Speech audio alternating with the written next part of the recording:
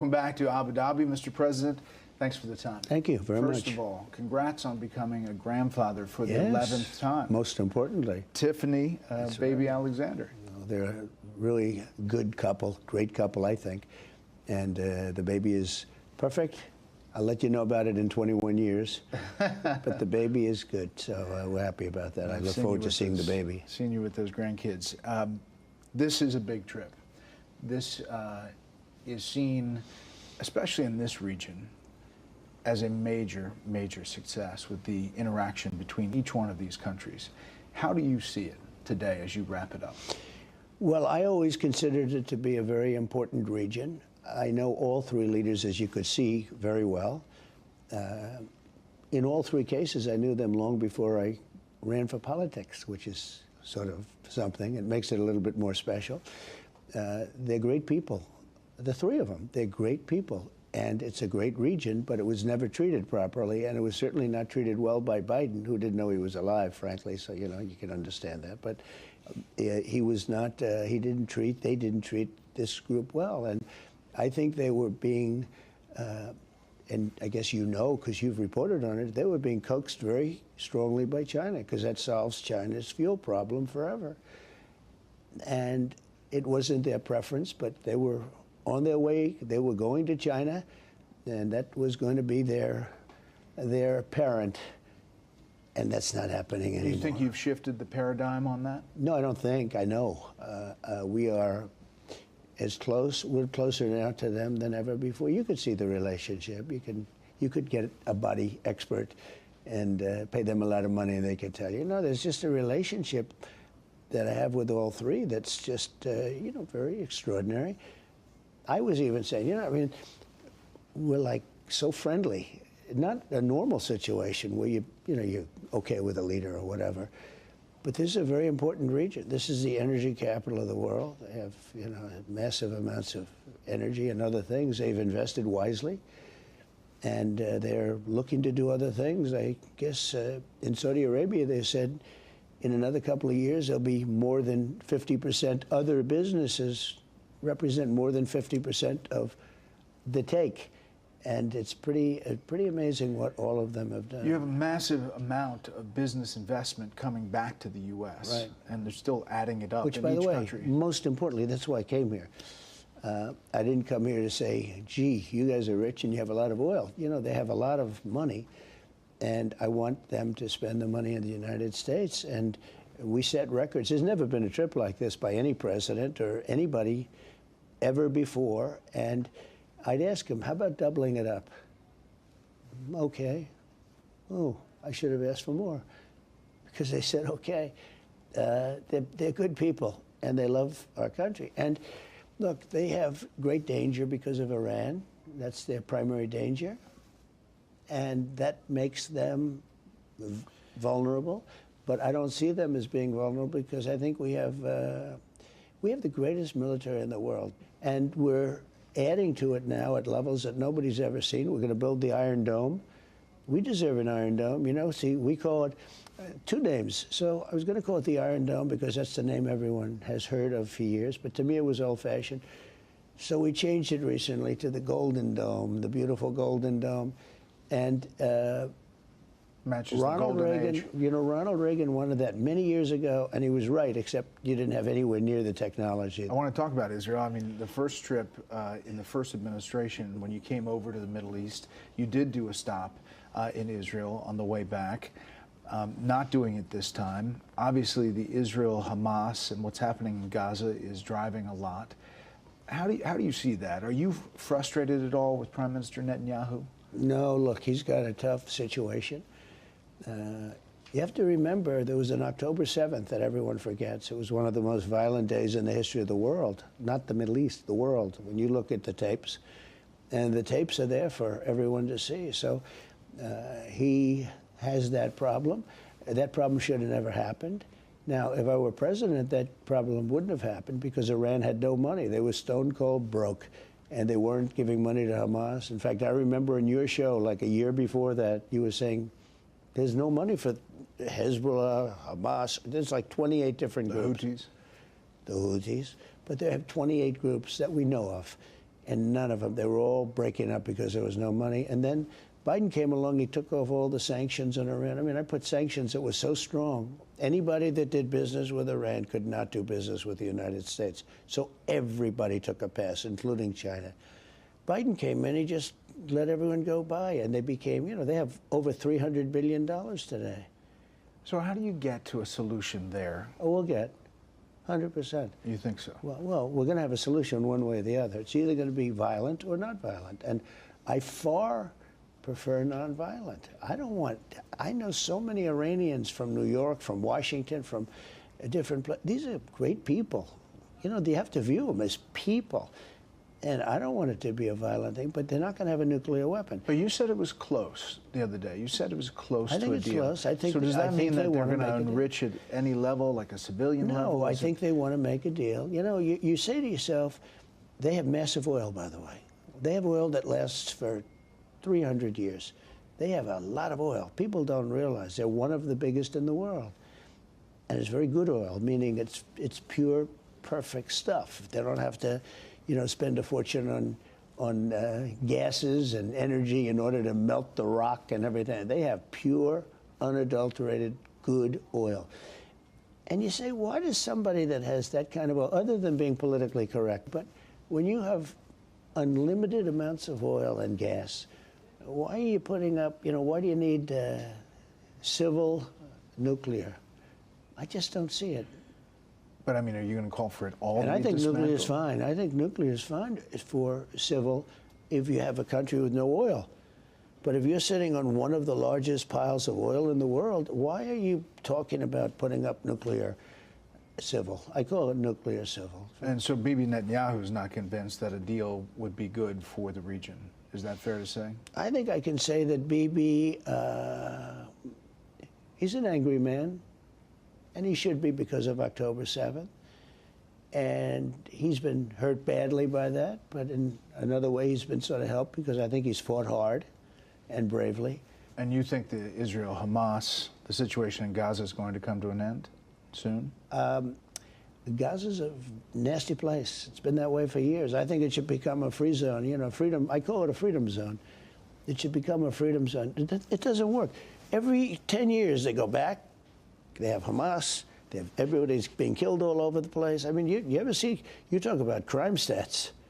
It's a nasty place. Are these people, these countries that you were just visiting, are they going to have to be a part of the solution? Well, they would be. They would be. I spoke to all three of them. They would absolutely be. I mean, they're really rich and really, really, really even more than rich. They're good people, and they would help. And so money's not even the problem. You got to get countries to say yes. Well, take them. Look, these are people that want to be in the Middle East. They really want to be in the Middle East. They love the Middle East. I see that. There's a spirit for the Middle East. They didn't have to go to Sweden, Germany, these different countries. They could have been home in the Middle East if somebody had the brains to build beautiful communities. You know, 1.9 million is a lot of people, but it's not a lot of people, relatively. You know, you had a couple of foreign policy successes even right before this trip. You picked up the phone and called two nuclear powers, India and Pakistan, and you got them to step back from the brink. That was a success as you got on the plane heading over here. A bigger success than I'll ever be given credit for. Those are major nuclear powers. Those are not like a little bit. And they were angry. And the next phase was probably, did you see where it was tit for tat. And it was getting deeper and more, I mean, more missiles. Everyone was stronger, to a point where the next one's going to be, you know what, the N-word. You know what the N-word is, right? Nuclear. Yeah. Thank you. Thank you for the clarification. I figured you'd want to clean that up. No, it's the N-word. That's a very nasty word, right? In a lot of ways. The N-word used in a nuclear sense, that's the worst thing that can happen. And I think they were very close. The hatred was great. And I said, we're going to talk about trade. We're going to do a lot of trade. Don't forget, Iran wants to make a deal with us badly for a lot of reasons. But when you look at India, they are calling, you know, Iran wants to trade with us, okay, if you can believe that. And I'm okay with it. I'm using trade to settle scores and to make peace. But I've told Iran, we make a deal, you're going to be very happy. But more than anything, I've told Iran very simply, because I heard somebody making my case last night on television. I didn't like it, because they were saying there's plenty of time. Well, they're not going to have a nuclear weapon, and eventually they'll have a nuclear weapon, and then the discussion becomes a much different one. But in the case of India, India wants, you know, they're one of the highest taxed or tariff nations in the world. They make it almost impossible to do business.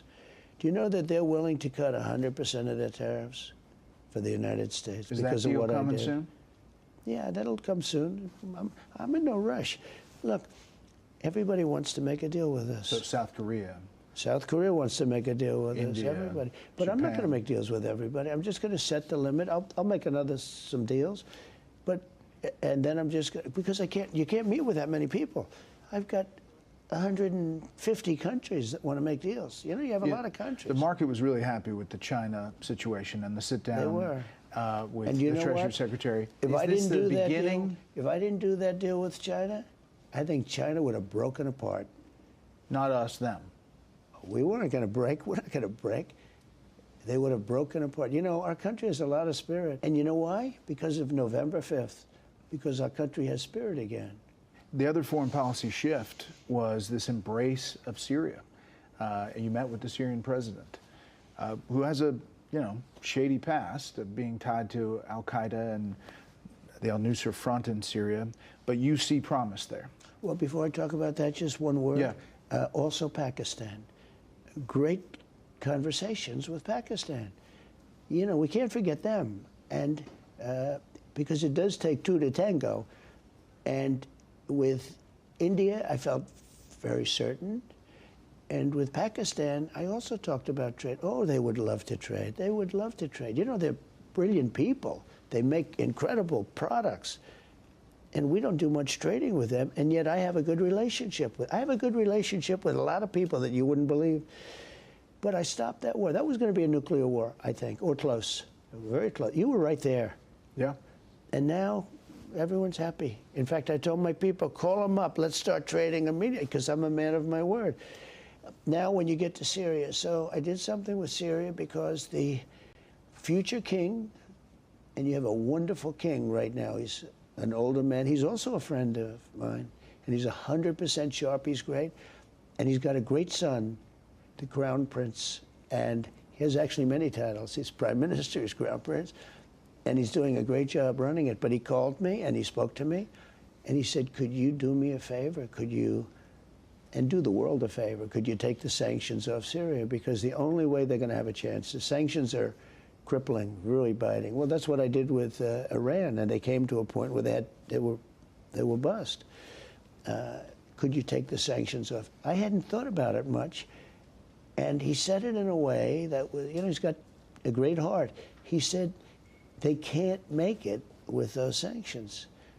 I said, let's give them a chance. I met the leader. I met the new leader, and handsome guy, by the way, young, handsome. And I said, you have quite a past. You've got a tough past. But when you think about it, are you going to put a choir boy in that position? I don't think so. It's going to be a little bit tough. It's a tough part of the world. So you're willing to give him a shot? You know the word they say, it's a nasty neighborhood. It's a rough neighborhood. Yeah. And I thought he was really, I thought he was terrific. He was so thankful about the sanctions because he knew he's not going to be able to bust through. So maybe it'll be a turn there. We'll see. I think he has a real chance. He's a strong guy. He's done some pretty tough things. A lot of the coverage here was about your speech in Saudi Arabia, yeah. and some of those things that you said about trusting these countries to make their own decisions, and we're not trying to make it a mirror image of ourselves. Big foreign policy thoughts. We have our own problems. Yeah. But a lot of the coverage back home was about this donation of the Qatar Boeing jet. And I've heard you talk about it. Until you bring this up now, I haven't heard about it for 3 days. I know, but I'm just telling you we can talk about it again. You ready? Briefly. No, I heard all the answers. Well, no, but your audience has to hear the answers. Yeah. They're giving it to the Defense Department. To be very simple. Yeah. They're giving it to the United States Air Force / Defense Department of the United States. They're not giving it to me. I made a good deal. We need a plane for a couple of years before we get the other ones, because Boeing is very late. Boeing is sadly... Did you talk to the CEO while you were? I did. I said, let's get, in the meantime, I got him 160 planes to build. I said, how about the two that you're supposed to build for our country? Now, they are different. They're extremely complex, and I'm not going to go into it, but they're not like a normal plane. It's not like building a 747 normal. I mean, we could put people on the moon before but let me tell you, the Boeing Air Force One is People done. knew I was angry at Boeing. A lot of people know. These people know. They're very smart down here. And they suggested if we can do anything at all to help. Because we have 40-year-old planes right now. Our Air Force One is actually two planes. It's two 747s. I don't think people know that. 40 years. It's 4 decades old, the current Air Force One. They're 40 years old. They're more than that. I think they're 42 now. I've been saying 40 for 2 years. They're 42. We shouldn't have a 42-year-old plane. And you know what? There's nothing unsafe about it. In many cases, they're just as safe or more safe. They're heavier. They throw out a lot more for the environmentalists out there to turn them. They throw out a little more than a modern engine would throw out. But they're good, but they're 42 years old. And when we landed, I saw the other day, when we landed, we parked right next to the 747 of Qatar. And we parked next, there was another 747, 2 or 3 of them, which the Arab world has. And when you look at a new 747 and you look at a plane that's 42 years old, not even the same plane, the other ones are bigger and sleeker and sharper, and it doesn't look right. We have a problem with Boeing. Now, again, it's a very complex plane. It's a much different plane than a normal plane would be. Okay. And they're doing a great job. They're coming back, and they're coming back strong. But I'm angry about them for the 2 planes. They should be able to knock them off in no time, and it's, they're not able to do that. And he said, great gentleman, Tamim, he said, I would like to help if you want. I said, how can you help? Well, we happen to have a plane. And I said, well, what do you want to do? He said, you have been, and he doesn't mean me, although I have been good. He means our country has defended them, has done great things for them. They might not be there. Base. Look, right next to Iran, and he is right next to. He's not like an hour away. Like I flew an hour to one, I flew an hour to here, but that one you don't have to fly. All you have to do is walk right across the border if you want to. I mean, it's literally touching, right? Right next to. And he said, your country has been very good to us. I would love to do something to help with this situation you have with Air Force One.